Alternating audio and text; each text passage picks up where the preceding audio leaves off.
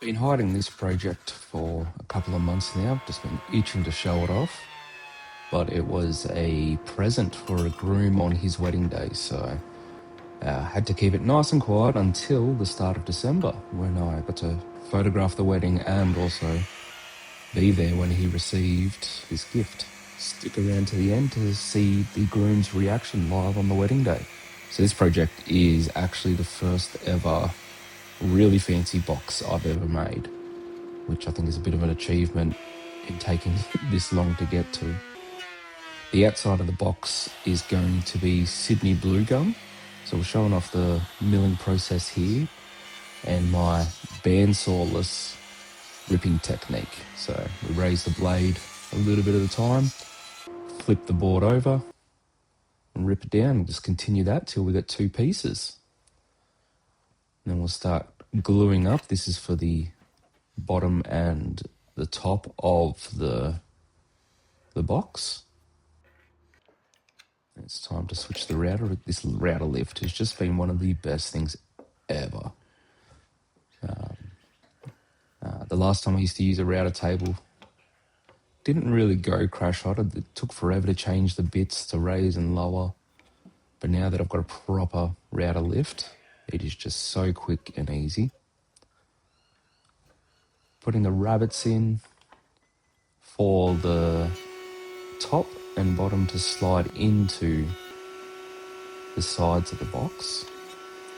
I'll set the right height for the box. We'll put those dados in. So just making sure I've got the dados at the right size on this test piece, that they're going to fit, the tops and bottoms will fit in perfectly, and then we can start on the actual sides. I'll start feeding it in, and then the fence moves on me. Oh Jesus, I was cranky when that happened. You see how frustrated I got there? I think I'm going to have to start all over again on those side pieces. When I remembered this box is actually a humidor for cigars, which requires the inside of the box to be a different type of timber. It needs to be Spanish cedar. So that mistake would actually be covered up. So even more cranky at myself for being cranky when I didn't need to be. We start the long process of cutting the box miters and getting them all perfectly sized.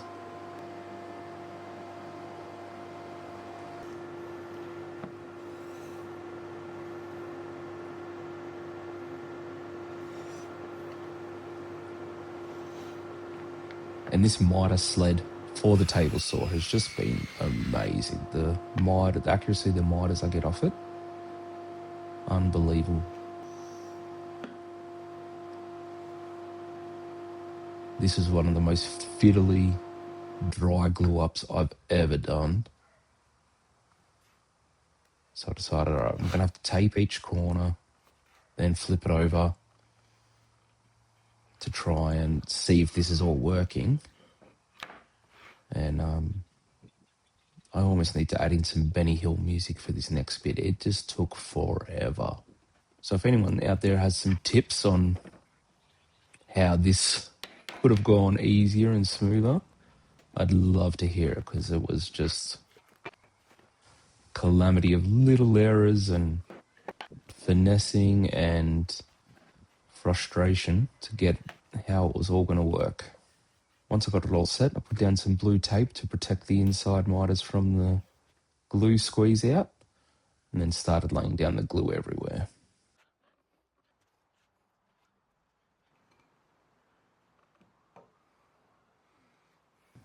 Start assembling everything. Well, yep, it'd be better if I put the bottom in there when I glued it up.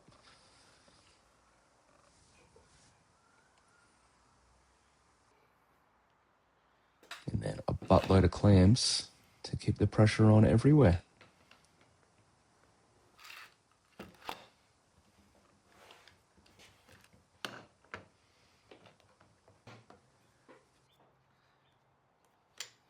I made sure that the tops of the sides, the top and the bottom of the sides all protruded a bit, so I could fine tune it and get that flush, absolutely flush with the Japanese hand plane, and it worked out perfectly.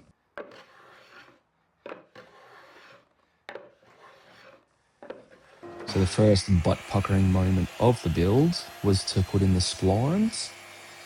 I wanted a bit of extra strength in each of those miters, as well as just to have a little feature in there using the same black butt splines I used on the last frame build. I went through, did every corner. I wanted to do 3 splines on each corner, so we had 2 close to the edge and then 1 in the middle. So I went to all the work of working out the distance the blade would actually remove when I cut the lid off, to make sure that that middle spline was still going to be in the middle after that. I then hit record, which apparently didn't hit record. So when I hit stop record, that's when I started recording those middle splines. So this is all the footage I have of those middle splines being cut. It's the black butt that I milled up to be the splines.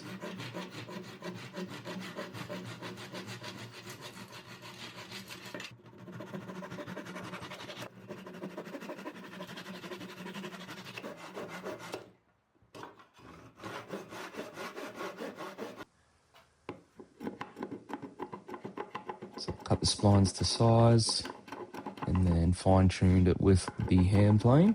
Got it as close as possible before coming through with the sander. Second butt puckering moment was cutting the lid off the box.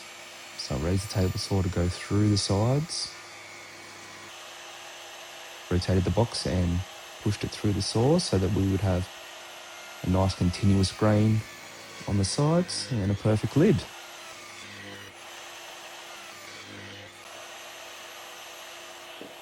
Now it wasn't perfect, just because, there's little bits of movement, so stuck down some 80 grit or 120 grit on the workbench and sanded down both the lid and the box until it was flush and just going to fit perfectly. Then we had a first for me, which was received some timber in the mail.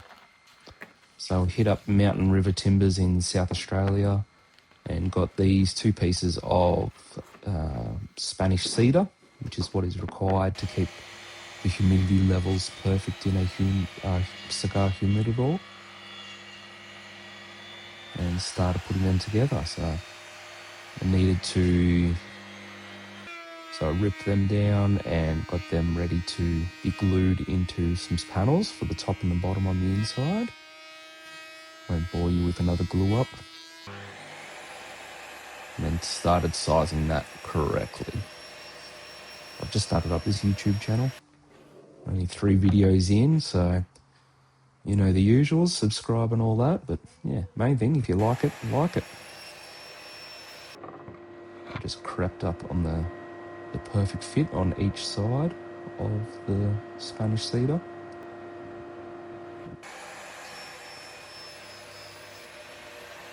Until we got it perfect.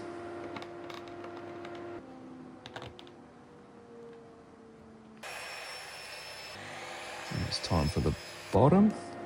Again, just fine tune it so it would slip in nicely. And just use some CA glue to keep that bottom down while I got the sides ready.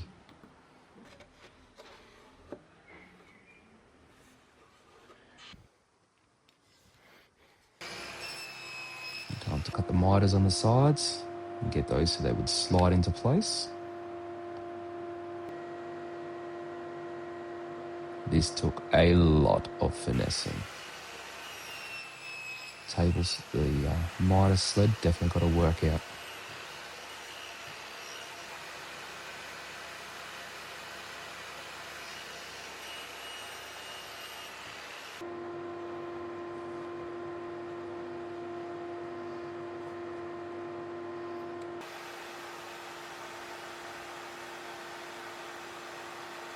Put a little bit of Type 3 on the back there and then squeeze those into place.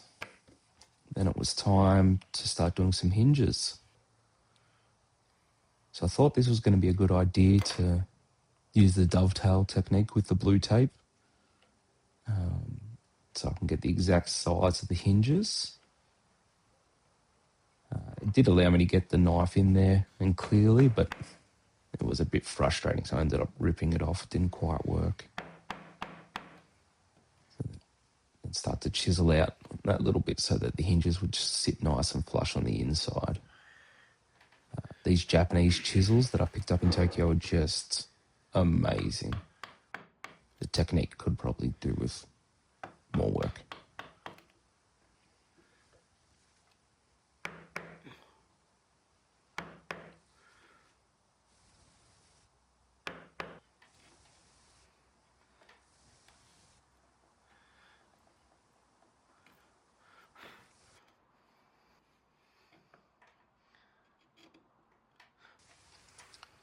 Quick test fit, everything's looking pretty good.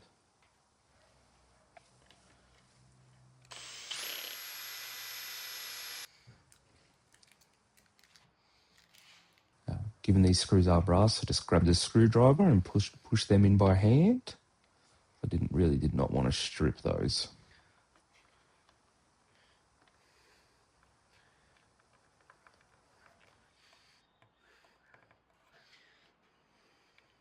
Just completed the base. Time for the lid. Keep the screws loose while I got everything in.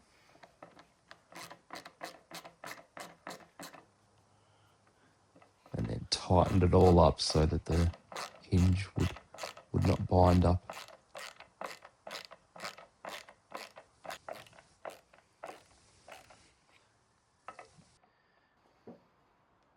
Oh, okay, we're not shutting completely closed there. So I end up coming back and just refining the tops of the Spanish cedar so that it would shut without any force being applied. Then I'll save you the sanding montage and we'll get straight onto oil. So again, going straight back to my Fitty's hard wax. This stuff is just fantastic. Wiped on with a Scotch-Brite pad.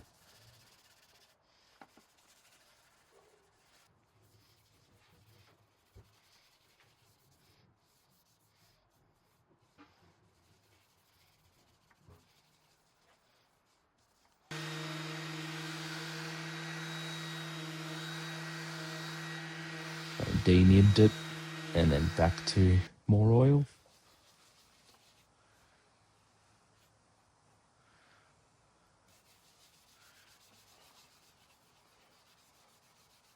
I think I came back to it 4 or 5 times, de-nibbing, re-oiling, to just get that super smooth feel. And this is what we ended up with. I've got the ceramic coat from Hamaru, which you can see here. As soon as you put it on, the way the grain pops, it's amazing. I'd love to try out Blacktail's nano coat, but his shipping is actually almost as expensive as the product. It was going to be like $100 in just shipping. So until he fixes those. Off camera, in another butt-puckering moment, I engraved the initials of the couple on the box. So many test pieces ran, and I just couldn't concentrate on running a camera at the same time as doing that engraving. But time to put the humidifier and hygrometer into the lid of the box. I wanted to get it as accurate as possible, so I think I ended up using like 3 squares to make sure it was as center. And that was the last part. Time to look at it. My first fancy box. Stoked with how it came up. Just absolutely in love with all the features of it. Really, in the future, if he gets off the cigar habit, you'd easily be able to take off that hygrometer and you could start using it as a keepsake box or something really cool. So hopefully it'll stay in the family for many, many generations. As I mentioned, I got to photograph this one, so here's a reel of the groom getting the present. Oh! Wow, what is this? Bonsai. Wow. It's a bonsai. Oh, look at the engraving on the back. What is it?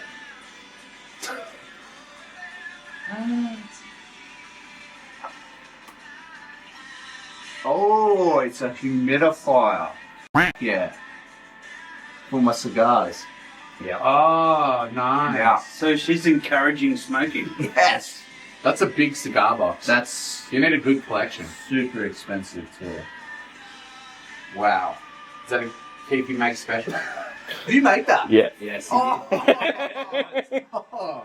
that's so good. That was beautiful. I didn't see Yeah. it now. That's beautiful. That Thanks, is man. very That's beautiful. awesome. Oh yeah. What is it? Mate. What timber is that? So Sydney blue gum, and then the inside's Spanish cedar, which is what you need to use for all humidors. What's your signature? You can put it on there, mate. I want to keep it clean for you. Man. The Oh, box that's is awesome. signature. That's so good. That is so beautiful, mate. That's